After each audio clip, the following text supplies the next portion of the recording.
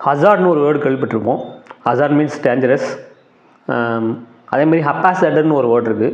ஹப்பாசட்னா என்ன மீனிங்னா, ஆர்டரே இல்லாமல் கண்ணாப்பண்ணன்னு இருக்கிறது தான் வந்து ஹப்பாசட்டுக்கு meaning. Habitat means the things are not in order or in place, that is called habitat. Ischemic heart டிசீஸ்னு ஒரு டிசீஸ் இருக்குது. அதுக்கு 2 பேர் இருக்குது.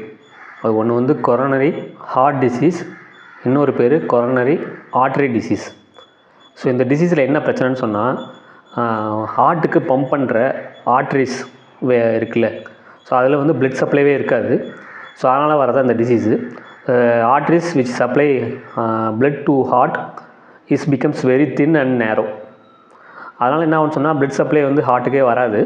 ஸோ அதனால் இந்த டிசீஸ் வரும். இந்த டிசீஸ் வந்தால் என்ன ஆகும்னு சொன்னால், ஒன்று ஸ்ட்ரோக் வரும், இன்னொன்று வந்து டிசீனஸ் வரும், இல்லை ஹார்ட் அட்டாக் வரும். ஸோ இதுதான் இந்த டிசீஸோட அடுத்த ஸ்டேஜு. ஸோ இதை வந்து நீங்கள் எப்படி டயக்னைஸ் பண்ணலான்னு சொன்னால், ஒன்று இசிஜி, இன்னொன்று எக்கோ டெஸ்ட்டு, இன்னொரு டெஸ்ட் வந்து ஸ்ட்ரெஸ் டெஸ்ட்டு, இன்னொன்று பிளட் டெஸ்ட். ஸோ இந்த 3 டெஸ்ட் மூலமாக இல்லை 4 டெஸ்ட் மூலமாக வந்து இந்த டிசீஸை கன்ஃபார்ம் பண்ணலாம். ஸோ இந்த டிசீஸோட எஃபெக்ட் வந்து என்னென்னா ஸ்ட்ரோக்கு இல்லை ஹார்ட் அட்டாக். ஸோ இதுதான் இந்த டிசீஸோட effect. Soft landing in moon, study of moon is called செலனாலஜி.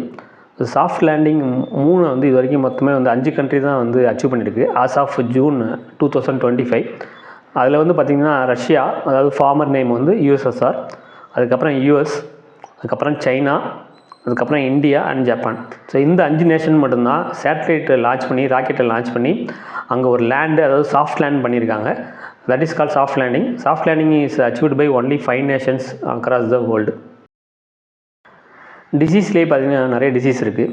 அதில் மேக்ஸிமம் எல்லா டிசீஸும் பார்த்திங்கன்னா பாக்டீரியா, வைரஸ், ஃபங்கை, ஸோ இதனால் வர டிசீஸ் தான். ஆனால் டயரியான்னு நம்ம கேள்விப்பட்டிருப்போம். அந்த டயரியா வந்து 3 மைக்ரோ ஆர்கானிசம்ஸ்னாலையும் வரலாம். ஒன்று வைரஸ்னாலேயும் வந்து டயரியா வரலாம்.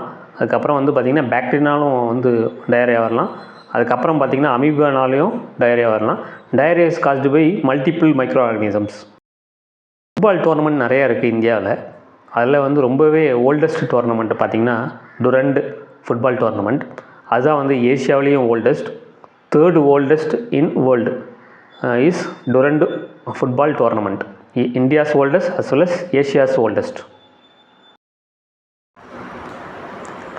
வேலஸ் லைன் ஒரு லைன் இருக்குது.